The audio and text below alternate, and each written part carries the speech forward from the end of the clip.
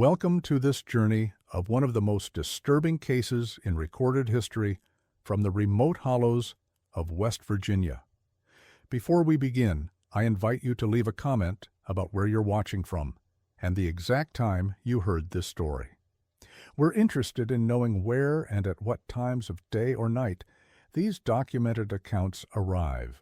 The winter of 1915 descended upon the mountains of Pocahontas County with unusual severity, bringing temperatures that hadn't been recorded in the region for nearly 3 decades. Snow began falling in early November and continued intermittently until the hollows and ridges were buried under drifts that reached the eaves of the smaller cabins. The coal mining operation at Droop Mountain, one of the most isolated extraction sites in West Virginia, operated under conditions that tested the endurance of even the most hardened mountain folk. At the heart of this unforgiving landscape stood a weathered cabin constructed from massive chestnut logs positioned on a granite shelf that overlooked the convergence of 2 unnamed creeks. The structure had been built in 1887 by a man named Silas Whitmore, who had claimed the land under the Homestead Act and established one of the first permanent settlements in what would later become known as Whitmore Hollow. The cabin's construction reflected the builder's understanding of mountain winters: walls nearly 2 feet thick, a foundation of carefully fitted fieldstone, and a roof pitched steep enough to shed even the heaviest snow loads.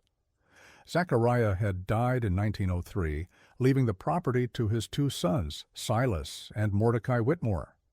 The brothers had lived together in the cabin for 12 years, an arrangement that struck their few neighbors as both practical and slightly peculiar. Silas, the younger brother at 38, possessed a methodical nature that made him invaluable as a bookkeeper and supply coordinator for the mining operation. Mordecai, 41, and bearing the physical scars of 20 years in the mines, served as crew chief for the excavation team that worked the deepest shafts on Droop Mountain. The mining operation itself consisted of 3 main shafts driven into the mountainside, connected by a network of smaller tunnels that followed the coal seams wherever they led.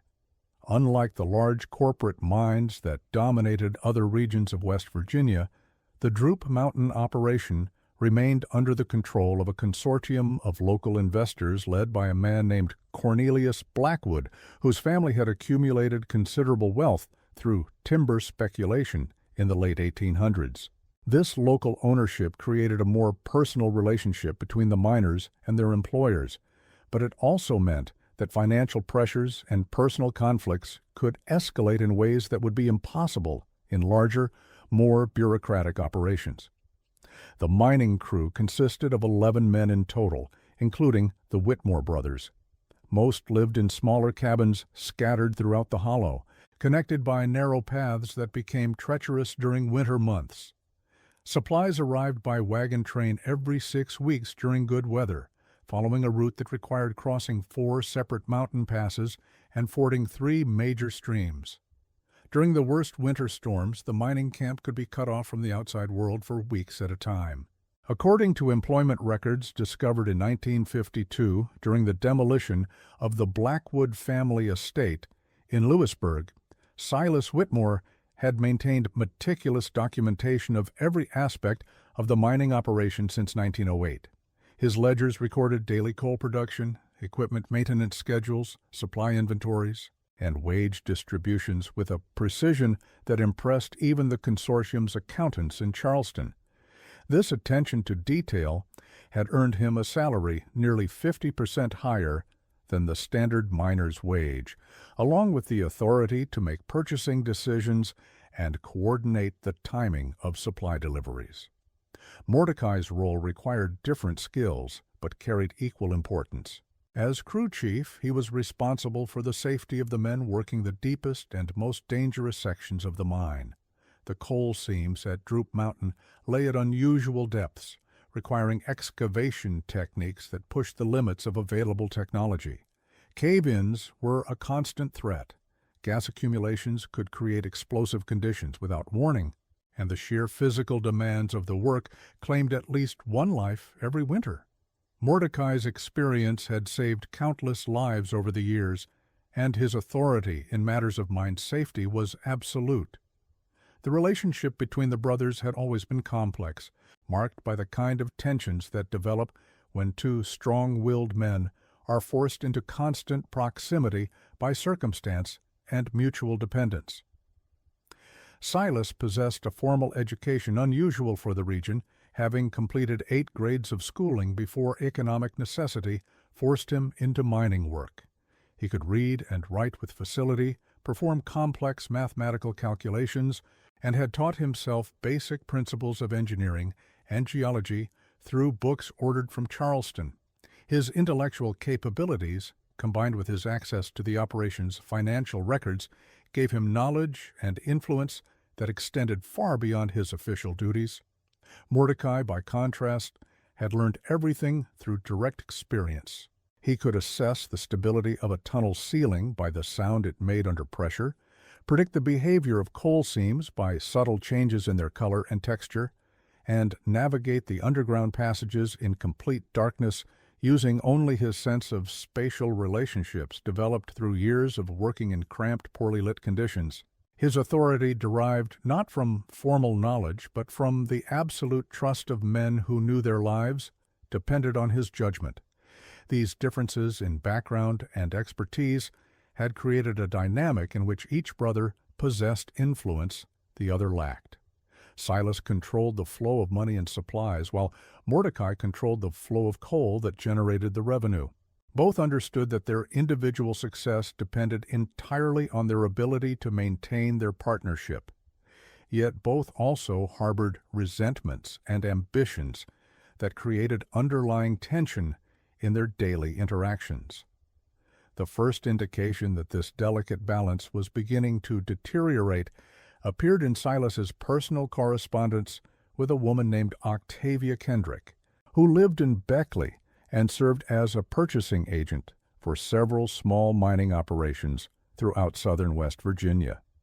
Their business relationship had evolved into a personal correspondence that revealed Silas's growing frustration with his circumstances and his desire to establish a more independent existence.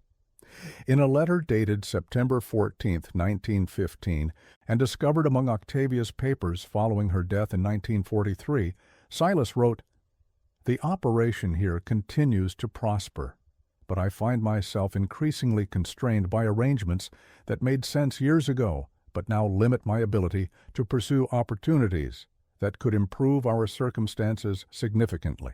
Mordecai remains committed to methods that have served us well, but may not be adequate for the challenges we will face as the easily accessible coal seams become depleted. I have identified potential improvements in our extraction techniques that could increase production by 20% while reducing safety risks.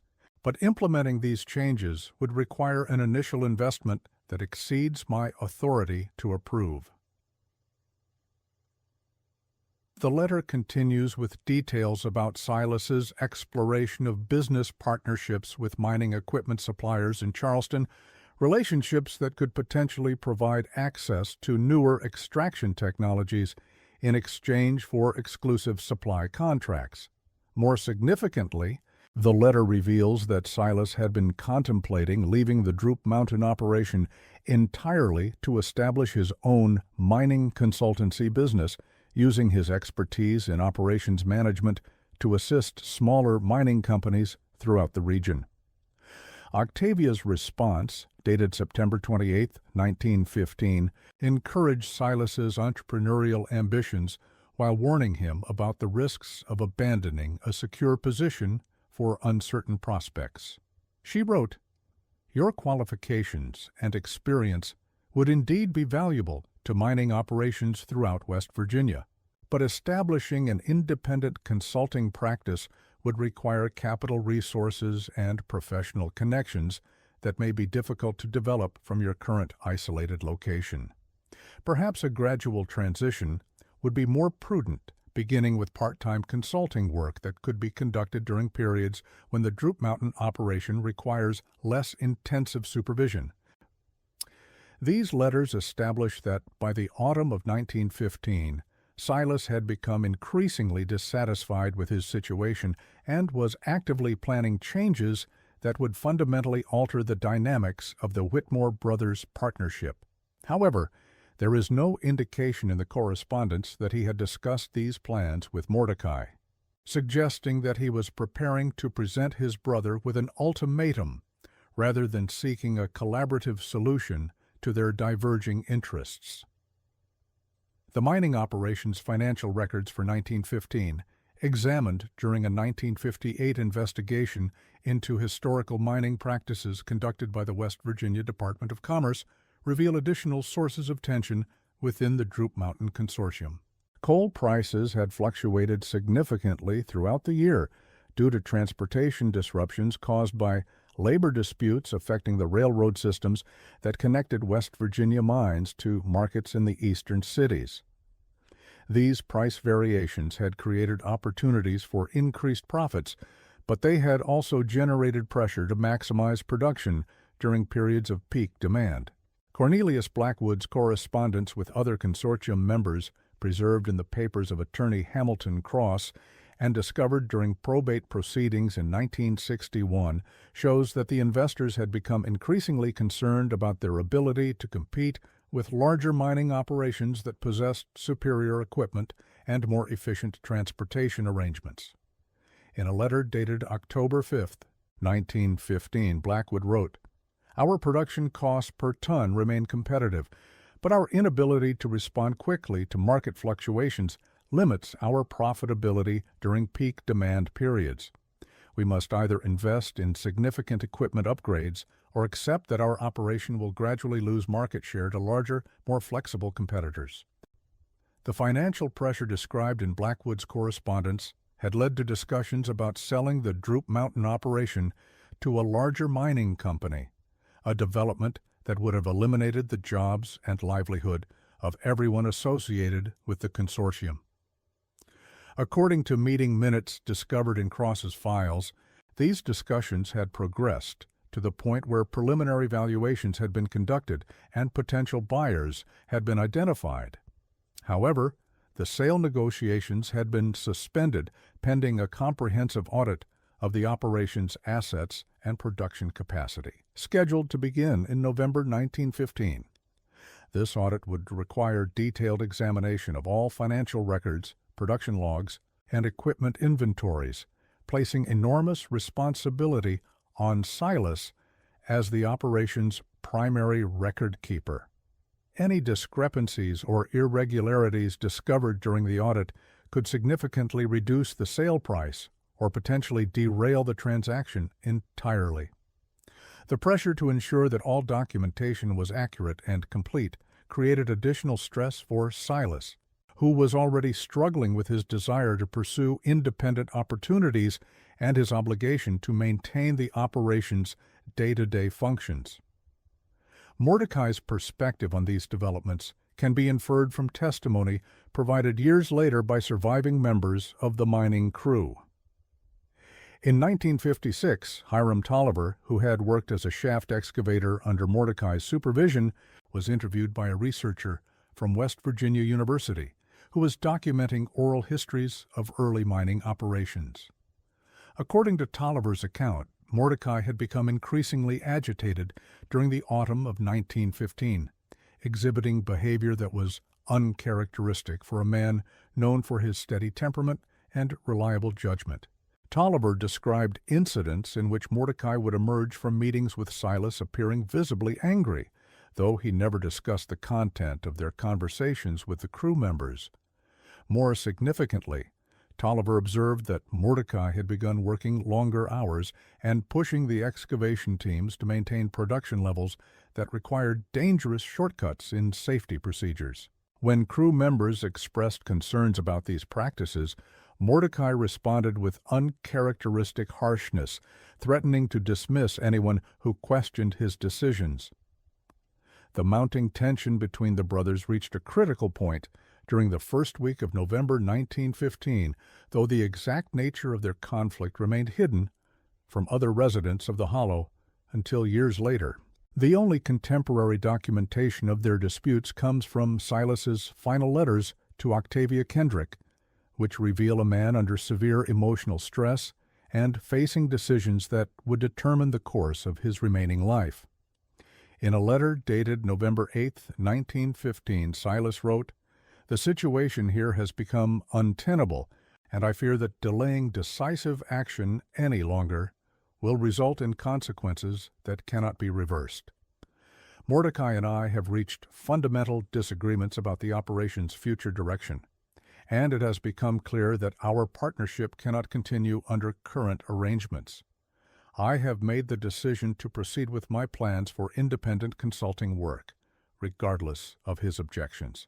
The audit scheduled for this month will provide a natural transition point, as the new owners will likely bring their own management personnel and will have no need for my services." This letter was the last communication Octavia Kendrick received from Silas Whitmore.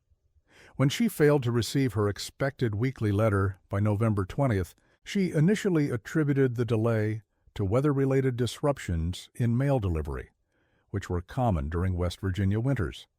However, when no communication arrived by December 1st, she became concerned enough to send a telegram to the nearest telegraph office in Marlinton requesting information about Silas's welfare.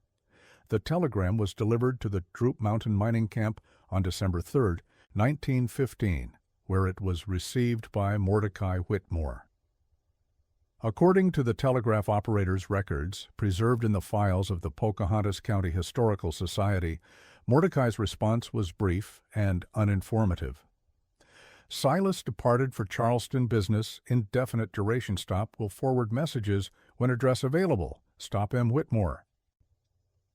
This telegram marked the beginning of what would become one of West Virginia's most persistent missing person cases, though it would be nearly 40 years before the full scope of the mystery became apparent. Octavia continued to send periodic inquiries about Silas's whereabouts, but she received no further communications from anyone at Droop Mountain. Her attempts to contact Cornelius Blackwood directly were unsuccessful, as the consortium leader had become seriously ill during the winter of 1915-1916 and died the following spring without regaining sufficient health to conduct business. The audit of the Droop Mountain operation proceeded as scheduled, conducted by a team of accountants from a Charleston firm hired by the potential buyers. However, the audit process was severely hampered by the absence of Silas, whose detailed knowledge of the operation's record-keeping systems proved irreplaceable. Mordecai attempted to assist the auditors, but his familiarity with production processes did not extend to the complex financial documentation that Silas had maintained. According to the audit report, dated February 15, 1916, and discovered in the files of the Charleston accounting firm during a 1959 investigation, the examination revealed several significant discrepancies between recorded production figures and the actual coal output that could be verified through shipping records and customer receipts. The auditors concluded that either the record-keeping systems were fundamentally flawed or substantial quantities of coal had been extracted and sold through unauthorized channels. The audit report's executive summary stated, "The absence of Mr. S. Whitmore, who served as the operation's primary bookkeeper and maintained all production records, has made it impossible to resolve discrepancies that total approximately 400 tons of coal over the 18-month period ending October 1915. While these discrepancies could potentially be explained by errors in measurement, transportation losses, or incomplete documentation, they could also indicate systematic theft or unauthorized sales that would represent a significant financial liability for any potential purchaser. The discovery of these discrepancies effectively terminated the sale negotiations, as no buyer was willing to assume responsibility for potential losses of unknown magnitude.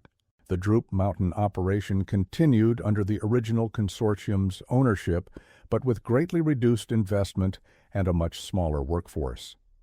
By the spring of 1916, only 4 miners remained employed, and production had decreased to less than 30% of the previous year's output. Mordecai Whitmore's behavior during this period was documented in the diary of Ezra Beckwith, a supply wagon driver who made regular deliveries to the mining camp throughout 1916. Beckwith's observations, preserved in family papers and donated to the West Virginia State Archives in 1967, provide a disturbing portrait of a man struggling with isolation, responsibility, and what appears to have been severe psychological distress. An entry dated March 22, 1916, describes Beckwith's arrival at the mining camp to find Mordecai standing alone at the entrance to the main shaft, having what appeared to be an animated conversation with someone who was not present. When Beckwith approached to announce his arrival, Mordecai seemed surprised to see him and explained that he had been discussing production schedules with Silas, despite his brother's prolonged absence. Beckwith's diary entry continues.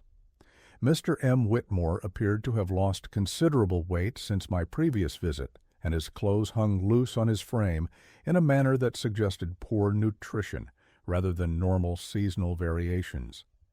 More concerning was his insistence that his brother remained involved in the operations planning, though he acknowledged that Silas was temporarily away on consortium business.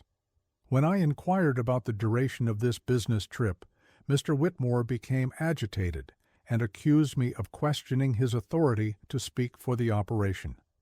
The wagon driver's observations during subsequent visits documented Mordecai's progressive deterioration throughout 1916.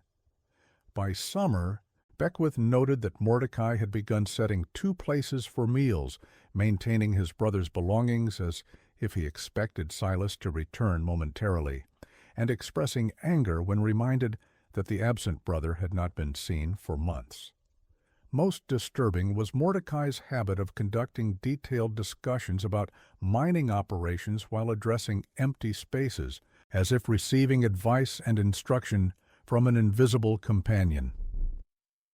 The remaining miners gradually abandoned the operation during 1916, finding employment with larger mining companies that offered more stable working conditions and regular pay. By autumn, Mordecai was the sole remaining resident of Whitmore Hollow, living alone in the massive chestnut log cabin and making sporadic attempts to extract coal from the rapidly flooding shafts. His isolation became complete when Ezra Beckwith discontinued supply deliveries in October 1916, citing concerns about Mordecai's mental stability and his inability to pay for delivered goods. The winter of 1916-1917 passed without any contact between Mordecai and the outside world.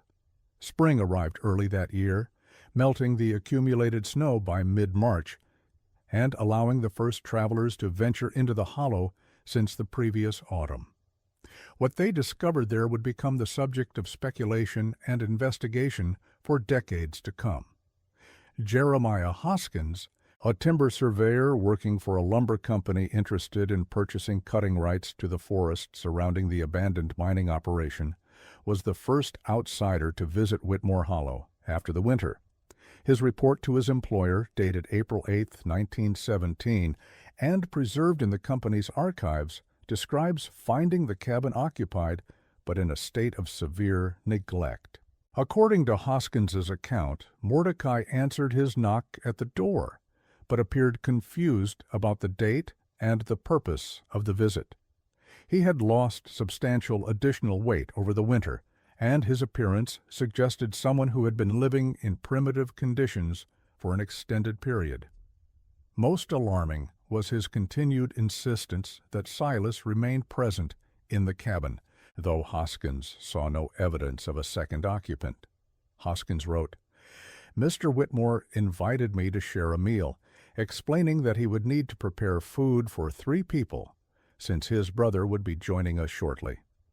When I pointed out that I had seen no one else in the vicinity of the cabin, he became defensive and insisted that Silas was checking the mine shafts and would return before dark. Throughout our conversation, Mr. Whitmore occasionally addressed remarks to empty chairs or unoccupied corners of the room, as if responding to comments made by someone I could not see or hear. The timber surveyor's report also documented the physical condition of the cabin and surrounding property.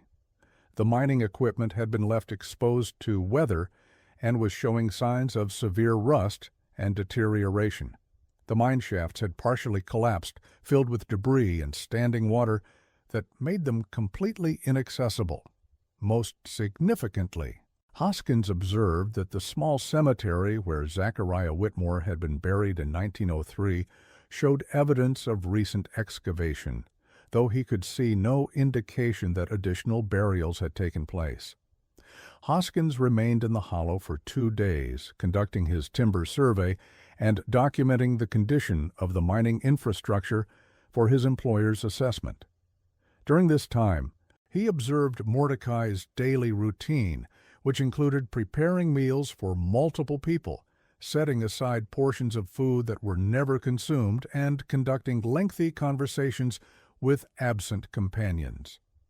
On both evenings, Hoskins noted that Mordecai spent considerable time in the area around the cemetery, appearing to engage in discussions with unseen individuals while occasionally gesturing toward the disturbed ground. The surveyor's final report recommended against purchasing the timber rights, citing concerns about the legal complications that might arise from Mordecai's apparent mental instability and the uncertain status of the property's ownership. However, Hoskins also noted his intention to report his observations to county authorities, as he believed Mordecai required medical attention that was unlikely to be available in his current isolated circumstances. Sheriff Amos Ketterman of Pocahontas County received Hoskins's report in late April 1917 and conducted his own investigation during the first week of May. Ketterman's official report, filed with the county clerk and preserved in courthouse records, documented his findings but raised more questions than it answered about the fate of Silas Whitmore and the circumstances of his brother's deteriorating condition. According to Ketterman's report, Mordecai confirmed that Silas had departed the previous November to pursue business opportunities in Charleston, but his account of the departure was vague and internally inconsistent. When pressed for specific details about Silas's destination or expected duration of absence, Mordecai became agitated and accused the sheriff of harassment. More troubling was Mordecai's insistence that he had received recent communications from his brother, though he could produce no letters or telegrams to support this claim. Sheriff Ketterman's examination of the cabin revealed several disturbing details that suggested the living situation was more complex than Mordecai's explanations indicated. Personal belongings for both brothers remained in their respective bedrooms, with Silas's clothes, books, and mining equipment showing no signs of having been packed for travel. In the kitchen, 2 complete place settings were maintained on the table, with food portions regularly prepared for both occupants, despite only Mordecai being present. The sheriff's report noted, Mr. Mordecai Whitmore appears to be maintaining the household as if expecting his brother's imminent return, despite claiming that the absence is indefinite and related to business opportunities that could require extensive travel. When questioned about this apparent contradiction, he became defensive and suggested that I was unfamiliar with the demands of mining consultation work. However, his explanations lacked specificity and seemed designed to discourage further inquiry rather than provide genuine information. Ketterman also documented his examination of the mining operations records, which Mordecai claimed to have maintained in Silas's absence. However, the financial logs and production records showed obvious signs of fabrication, with entries that contradicted each other and figures that bore no relationship to the operation's actual output during 1916.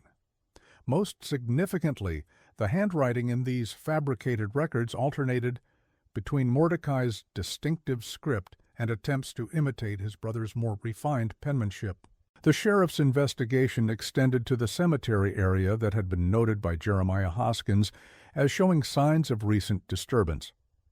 Ketterman's examination revealed that the original grave containing Zachariah Whitmore's remains had been opened and subsequently refilled, though the purpose of this excavation was unclear. The disturbed soil extended beyond the original grave boundaries, suggesting that additional excavation had taken place in the immediate vicinity. When questioned about the cemetery disturbance, Mordecai offered explanations that seemed both rehearsed and implausible. He claimed that winter frost had caused the ground to heave, creating depressions that required refilling for safety reasons.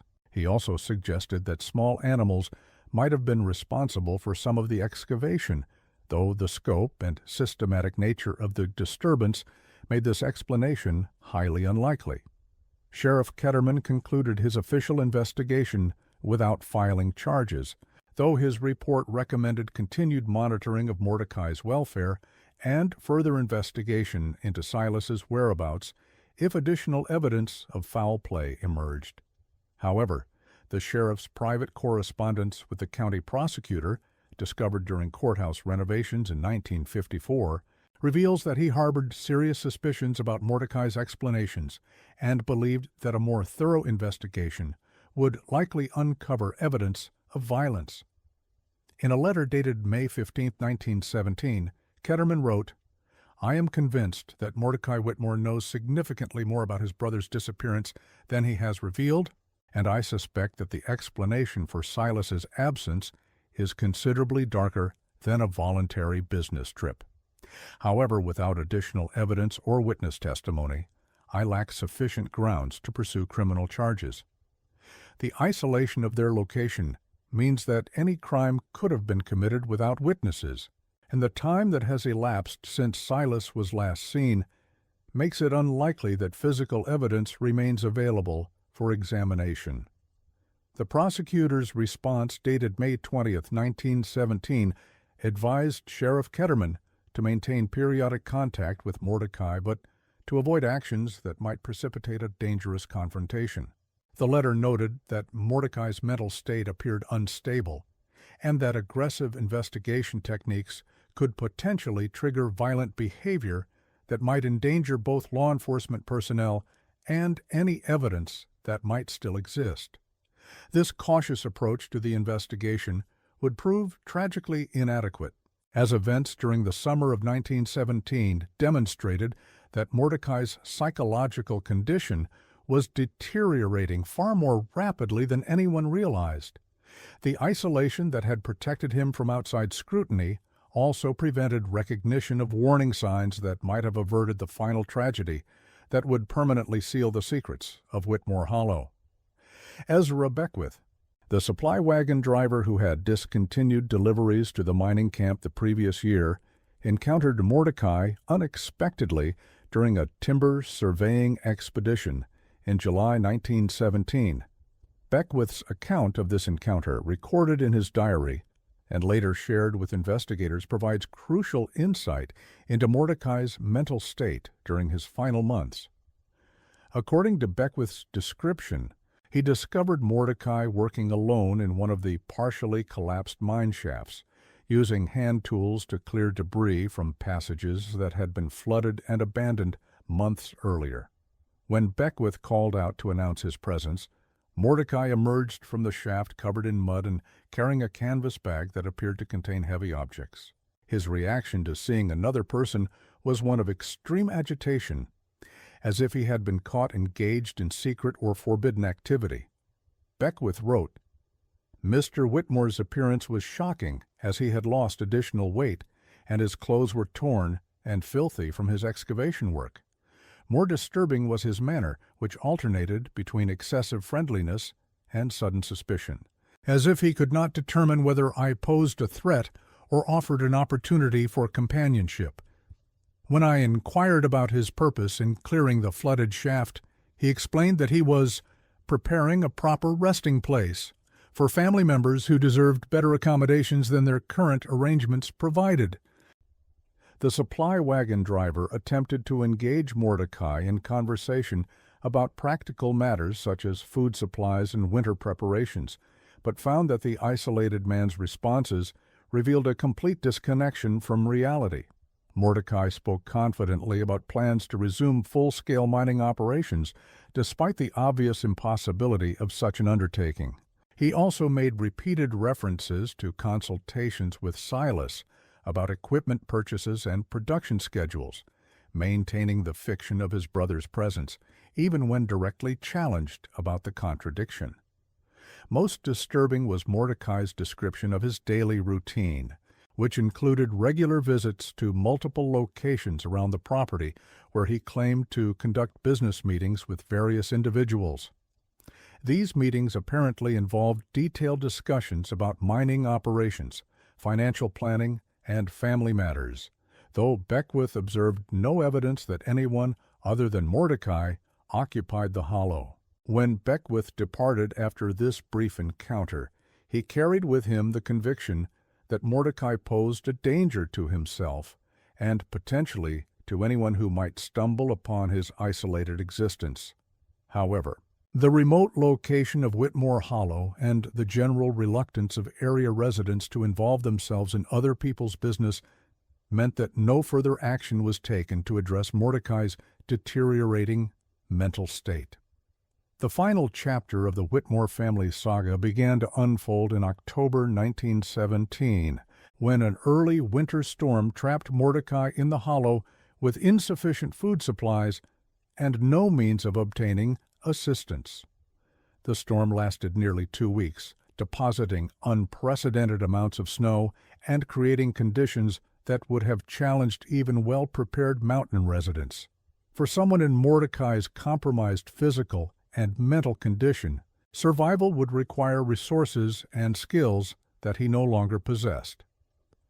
Jeremiah Hoskins, the timber surveyor who had first documented Mordecai's condition the previous spring, attempted to reach Whitmore Hollow in November 1917 to check on the isolated residents' welfare. However, the accumulated snow made travel impossible, and local residents advised him that the hollow would remain inaccessible until spring thaw made the mountain passes navigable once again. When the first travelers finally reached Whitmore Hollow in April 1918, they found a scene that would haunt the memories of everyone involved in its discovery. The massive chestnut log cabin remained structurally intact, its thick walls and steep-pitched roof having protected it from the winter's assault. However, the interior revealed a tragedy that combined elements of isolation, madness, and desperate attempts to maintain human connection in circumstances that no person should endure alone. Sheriff Ketterman's report of the discovery, filed April 20, 1918, documented findings that explained the fate of both Whitmore brothers while raising disturbing questions about the psychological toll of extreme isolation. Mordecai's body was found in the main room of the cabin, seated at the kitchen table in one of 3 chairs that had been arranged for a family meal. The remains of food preparation were evident, though the meal had never been consumed and had long since deteriorated beyond recognition. The sheriff's examination revealed that Mordecai had apparently died during the early weeks of winter, most likely from a combination of malnutrition and exposure when the cabin's heating system failed, and he lacked the physical strength to maintain adequate warmth. However, the circumstances surrounding his death suggested that he had spent his final days engaged in elaborate preparations for what he believed would be a family reunion. Throughout the cabin, Ketterman discovered evidence of Mordecai's attempts to prepare for the arrival of visitors who would never come. Extra bedding had been arranged in both bedrooms. Personal belongings had been carefully organized and displayed, and a formal table setting had been prepared with the family's finest dishes and silverware. Most poignantly, a handwritten invitation had been placed beside each place setting, welcoming family members to what Mordecai described as a long overdue gathering to resolve past misunderstandings. The sheriff's investigation of the property's outbuildings and surrounding areas led to the discovery that would finally explain Silas Whitmore's disappearance and the source of his brother's psychological deterioration. In the area around the cemetery where previous visitors had noted signs of excavation, Ketterman found evidence of multiple burial sites that had been carefully maintained despite the challenges posed by winter weather and difficult soil conditions. The excavation of these sites, conducted under Sheriff Ketterman's supervision and documented in a supplementary report, filed May 15, 1918, revealed the remains of Silas Whitmore, along with evidence that explained both the circumstances of his death and his brother's subsequent descent into madness. The burial site contained not only Silas's remains, but also personal belongings, mining equipment, and documents that provided a detailed account of the final confrontation between the brothers. Among these items was a leather-bound journal that Silas had apparently kept during his final weeks, documenting his growing concerns about irregularities in the mining operation's financial records and his discovery of evidence suggesting that Mordecai had been systematically stealing from the consortium for more than 2 years. The journal entries, written in Silas's distinctive handwriting and authenticated through comparison with other documents, revealed that the audit scheduled for November 1915 would have exposed theft totaling nearly $8, $8, a sum that represented multiple years' wages for a typical miner. Silas's final journal entry, dated November 12, 1915, described his confrontation with Mordecai about the theft and his demand that his brother confess to the consortium investors before the audit revealed the discrepancies. According to Silas's account, Mordecai had initially denied any wrongdoing, but eventually admitted to taking coal and selling it through unauthorized channels to meet gambling debts that had accumulated during trips to Charleston. The journal entry concluded with Silas's declaration that he intended to reveal the truth to Cornelius Blackwood the following day, regardless of the consequences for his brother or their partnership. This entry was followed by a single line written in different handwriting: "Some truths are too dangerous to speak." The physical evidence surrounding Silas's remains indicated that he had been killed during a violent struggle, most likely with mining tools that were found buried alongside his body. The nature of the injuries suggested that the confrontation had escalated beyond verbal arguments into physical violence that resulted in Silas's death. However, the careful burial and the subsequent maintenance of the grave site indicated that Mordecai had immediately recognized the enormity of what he had done and had attempted to cope with his guilt through elaborate rituals of remembrance and denial. Sheriff Ketterman's investigation revealed that Mordecai had spent nearly 2.5 years living alongside his brother's buried remains, maintaining daily routines that included regular visits to the gravesite and conversations with the deceased that eventually evolved into a complete fantasy in which Silas remained alive and actively involved in the household's activities. The psychological pressure of maintaining this fiction while living in complete isolation had ultimately destroyed Mordecai's connection to reality and led to his own death from neglect and exposure. The case of the Whitmore brothers was officially closed in June 1918, with both deaths attributed to the consequences of a family dispute that had escalated into violence and subsequent psychological breakdown. However, the disturbing details of the case ensured that it would be remembered and discussed throughout the region for decades to come, serving as a cautionary tale about the dangers of isolation and the corrosive effects of guilt and deception. The Droop Mountain mining operation was permanently abandoned following the discovery of the Whitmore brothers' remains, as the consortium investors concluded that the location's association with violence and theft made it unsuitable for continued commercial development. The mining equipment was sold to other operations, the shafts were sealed to prevent accidents, and the property was eventually transferred to the state for inclusion in a forest preservation program. The cabin where the brothers had lived and died remained standing until 1934, when a lightning strike caused a fire that destroyed the structure completely. Local residents reported that the fire burned for 3 days despite efforts to extinguish it, and that the smoke carried an unusual odor that seemed to contain traces of coal dust and something else that no one could identify. When the ashes finally cooled, nothing remained except the fieldstone foundation and a few metal objects that had been too deeply embedded to burn. The site of Whitmore Hollow is now included in the Monongahela National Forest, accessible only by hiking trails that require several hours of difficult travel through mountainous terrain.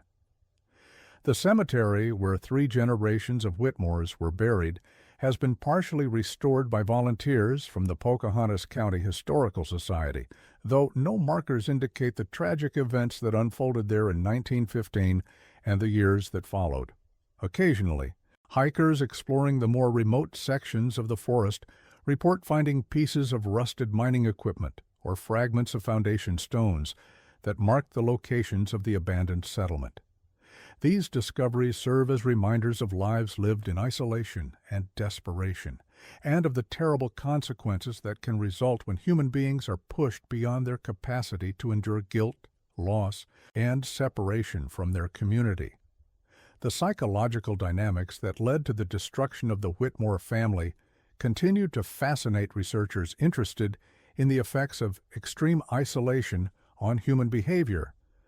The case has been cited in academic studies of rural psychology, the sociology of mining communities, and the historical development of mental health awareness in remote areas where professional medical care was unavailable.